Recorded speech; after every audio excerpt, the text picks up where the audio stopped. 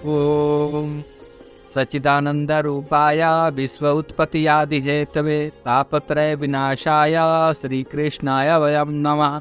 ओम नमो भगवते वासुदेवाय नमो नारायण पुराण पुरुषोत्तमाय नमो नमः। श्रीमद् भागवत महापुराण पंचम स्कंद 11वां अध्याय। जड़ भरत द्वारा रघुगण को ज्ञानोपदेश। जड़ भरत बोले, हे राजा, मनुष्य की अज्ञानता तो देखो। वह अपने कानों से जिन स्त्री पुत्र आदि के दुर्वचन सुनकर दुख पाता है, फिर भी उन्हीं की मोह माया में फंसा रहता है।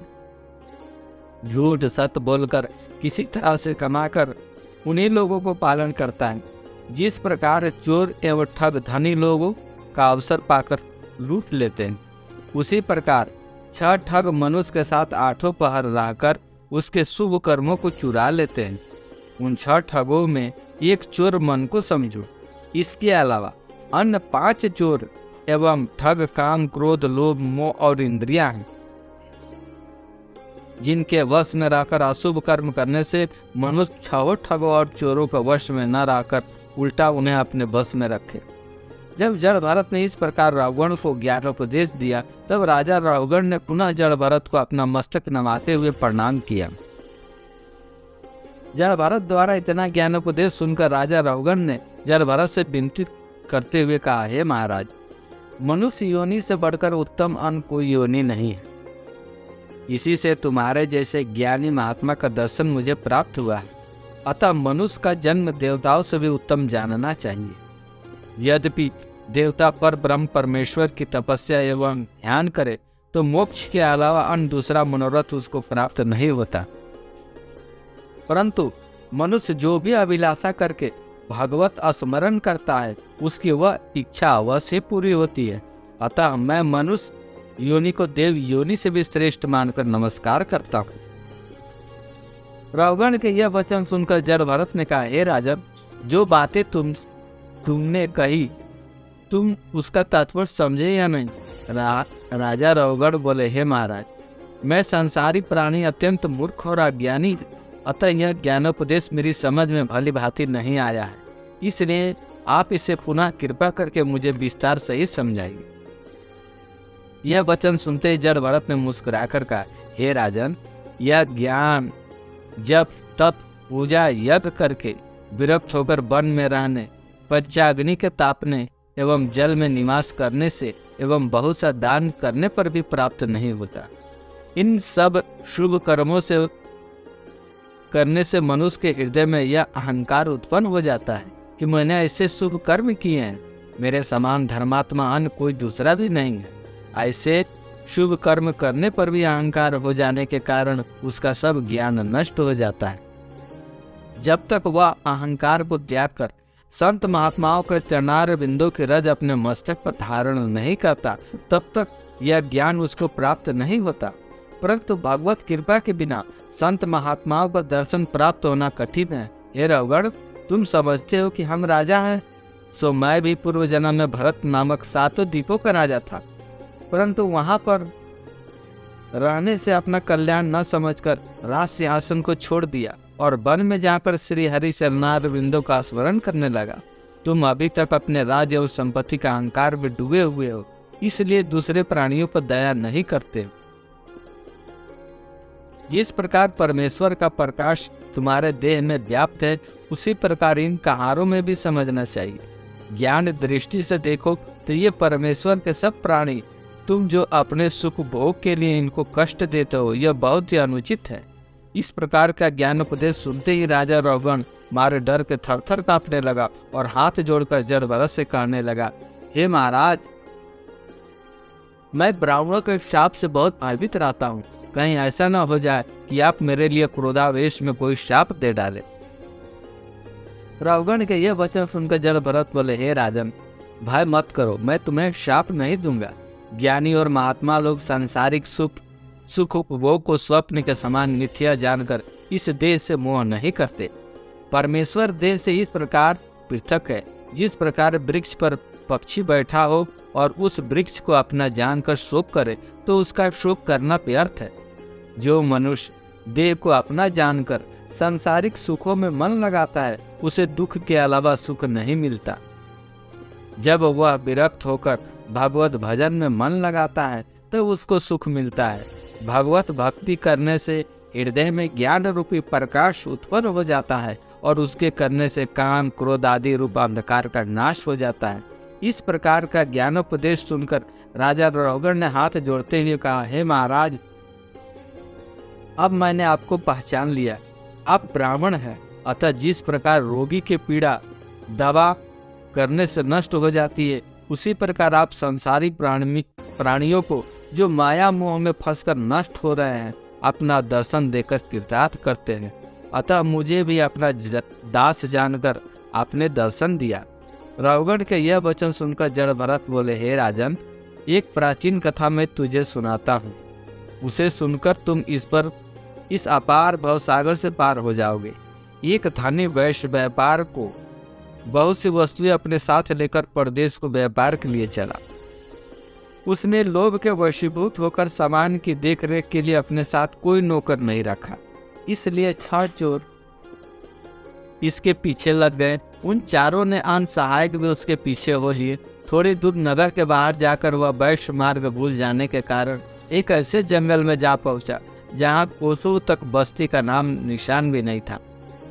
जब उस जंगल में सिंह, भालू, कटीले वृक्ष एवं बड़े बड़े नदी नाले अधिक होने के कारण उसका मार्ग चलना कठिन हो गया, तब वो भयभीत होकर उस जंगल के मार्ग को पार करने के लिए संध्या तक निरंतर चलता रहा, परंतु बस्ती कहीं भी नजर नहीं आई और उसी जंगल में रात्रि हो गई। जब वह वैश्य रात्रि में चलते चलते एक नाले के समीप पहुंचा, तब वहीं 6 चोर एवं अन्य उसके सहायक उसका सब माल लूटने लगे। उस समय वैश्य ने रोते हुए अपने मन में सोचा कि इनमें से जो माल बच जाएगा उसी से मैं अपना व्यापार कर लूंगा। तब जो माल वह वैश्य बचाता, चोर उसी को लूट लेते थे। इस प्रकार उन्होंने उसका सारा माल लूट लिया। तब वह वैश्य घबराकर उस जंगल में रात्रि को अपने रहने के लिए स्थान खोजने लगा, परंतु उसे कोई स्थान रहने के लिए नहीं दिखाई दिया। तब वह सिंह और हाथियों के दहाड़ को सुनकर डर के मारे थरथर कांपता हुआ मार्ग में चला जा रहा था। जब कहीं सर्प या बिच्छू देखता तो घबराकर ठोकर खाकर गिर पड़ता। जब कहीं पांव में कांटे लग जाते तो किसी पेड़ के नीचे बैठकर कांटे निकाल कर थोड़ी देर आराम करने लगता। फिर उस पेड़ पर उल्लू का भयानक शब्द सुनकर वहां से वह भागने लगता। फिर कभी जंगल में आग लगी देखकर उसके डर से दूसरी ओर दौड़ने लगता। उसी विपत्ति में दौड़ते हुए एक सूखे कुएं में गिर पड़ा। उस कुएं पर एक बरगद का पेड़ था। उस वृक्ष की एक डाली कुएं में लटक रही थी। जब वह वैश्य आधे कुएं तक पहुंचा, तब तक तुरंत ही उस डाली को पकड़कर लटक गया। उस कुएं में नीचे एक सर्प बैठा था। तब अंधेरी रात में बिजली चमकने के कारण उसने देखा कि कुएं में सर्प फन फैलाए बैठा है। फिर जिस वृक्ष की डाली को पकड़कर वह लटक रहा था, उस डाली को ऊपर से 2 चूहे श्याम और श्वेत वर्ण के काट रहे थे। तब उस वैश्य के मन में सोचा कि कुएं में कूदता हूँ तो सर्प के काटने से मर जाऊंगा, यदि नहीं कूदता हूँ तो चूहों द्वारा वृक्ष की डाली कट जाने से सर्प के मुंह में जा गिरूंगा। इसी सोच विचार में वैश्य लटकता रहा। उस बरगद के वृक्ष में एक शहद का छत्ता लगा था। डाली हिलने के कारण शहद की एक एक बूंद टपककर वैश्य के मुंह में गिर रही थी। ऐसे संकटकालीन समय में वह वैश्य शहद के बूंदे प्राप्त होने से अत्यंत प्रसन्न होता था। इसी प्रकार वैश्य की आयु कुएं में लटके हुए बीत गई। उसे निकालने वाला कोई वहां न पहुंचा। जब एक दिन उन दोनों चूहों ने ऊपर से डाली काट दी, तब वो कुएं में गिर पड़ा और सर्प के काटने से मर गया। इतनी बात सुनकर राजा ने जड़ भरत से कहा, हे महाराज, मुझे बड़ा आश्चर्य होता है। वह बनिया एक बूंद शहद पाकर प्रसन्न रहा और डाली पकड़ कर ऊपर क्यों नहीं चढ़ा? यह वचन सुनकर जड़ भरत बोले, हे राजन, ऐसे ही तुम्हारी और सब संसारी मनुष्यों की दशा है। सब मनुष्य अनेक तरह के उत्तम करके परिवार का पालन करते हैं, परंतु उनको कभी संतोष न होकर प्रतिदिन लोभ बढ़ता जाता है और उनको इतना भी अवकाश नहीं मिलता तो वह घड़ी भर अपने पैदा अथवा पालन करने वाले नारायण जी का नाम भी नहीं ले सकता हो। जब कोई उनसे हरि भजन की चर्चा करता है तब कहते हैं कि हमको अपने गृह कार्यों से छुट्टी नहीं मिलती। जिससे हम अंतर्यामी परमेश्वर का भजन ध्यान अथवा नाम ले सके। हे राजन, इस जीव को वैश्य समझो। काम, क्रोध, लोभ, मोह, मद, मत्सरता, यही छह चोर 8 बार मनुष्य के साथ रहते हैं। घर वालों को 6 चोरों का सहायक समझो।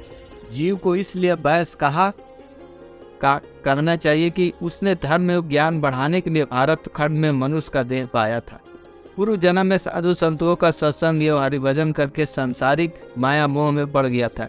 इसी कारण जो कुछ उसके पूर्व जन्म का धर्म था उसे भी घर वालों ने चुरा लिया। वैश्य ने अपने माल की रक्षा करने के लिए नौकर नहीं रखा, अतः चोरों ने उसको लूट लिया।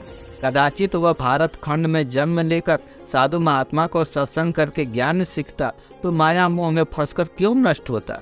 जैसे वह वैश्य अपने ठहरने के लिए आश्रय ढूंढते समय बाघ के डर से भागता था, उसी प्रकार संसारी सुख चाहने वाले लोग दुख भोगते हैं। मनुष्य कभी अपने परिवार की बीमारी एवं मृत्यु देकर, कभी अपनी देह के रोग से और कभी धन प्राप्ति के लिए 8 बार चिंता में फंसा रहता है। जिस प्रकार उल्लू तथा बाघ वैश्य को डराते थे, इसी प्रकार जब कुटुंब वाले झगड़ा करके घुड़काते हैं तब मनुष्य बड़ा दुख पाता है। स्त्री की संगति को अंधकार समझना चाहिए। उस जगह ज्ञान और शास्त्र का वचन सब भूल जाते हैं। कुटुंब वाले उसे गाली सुनाकर भोजन और कपड़ों का दुख देते हैं, उसका कुछ सम्मान नहीं करते। जिस प्रकार मनुष्य महादुख में भी मरने का कुछ भय न मानकर दिन रात कमाने की चिंता किया करता है, उसी प्रकार वैश्य कुएं में सर्प या चूहे को देखने पर मरने का भय नहीं करता था। वह व्यक्ति के लिए जगत तथा कुटुंब में रहना यही अंधियारा कुआं समझो। जो कर्म पूर्व जन्म में किए हैं उसे बरगद की जड़ समझना चाहिए, जिसे पकड़कर वह जीता है।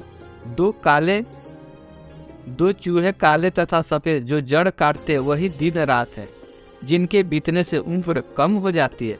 वैश्य ने जो सर्प कुएं में देखा था उसे काल समझो। जिस प्रकार एक बूंद सहज चाटकर वैश्य प्रसन्न होता था, उसी तरह अज्ञानी मनुष्य बुढ़ापे में अनेक प्रकार के दुख होने पर भी अपने परिवार में बैठकर खुश होते हैं। उसी को शहद का बूंद समझो। हे राजन, जगत को दुख देने वाला बन जानो। संसारी माया जाल में फंसने वाला मनुष्य उसी वैश्य के समान दुख पाकर नष्ट होगा। जो मनुष्य वेद पुराण के अनुसार चलता है वही अपने मनोरथ को प्राप्त करता है, नहीं तो सब छोटे बड़े माया रूपी वन में भूलकर नष्ट हो रहे हैं। तो सत्संग के बिना इस मोह रूपी वन से बाहर निकलना बड़ा कठिन है। जड़ भरत ने जब इस तरह का ज्ञान रघुगण को बतलाया, तब राजा प्रसन्न होकर जड़ भरत के चरणों में सिर रखकर विनय पूर्वक बोला, हे स्वामी, जो अभी तक माया में भूल रहा था सो आपने दया करके यह ज्ञान रूपी मार्ग दिखलाया। यह वचन सुनकर जड़ भरत बोले, हे राजन, तुम इस ज्ञान के प्रकाश से संसारी जाल में नहीं फंसोगे। राजा उसी समय विरक्त हो गया और उसी जगह अपनी पालकी छोड़कर वन में जाकर हरि भजन करके मुक्त हो गया। जड़ भरत भी अपना शरीर योगाभ्यास द्वारा त्याग कर श्री हरि के परम धाम को चले गए। जड़ भरत के सुमत नामक पुत्र ने संसार में जैन धर्म का प्रचार किया। उनके वंश में प्रतिहार आदि के राजा पैदा हुए और शुभ कर्म करके परमपद को पहुँचे। शेष अगले अंक में। जय जय श्री राधे, जय जय श्री राधे, जय जय श्री राधे।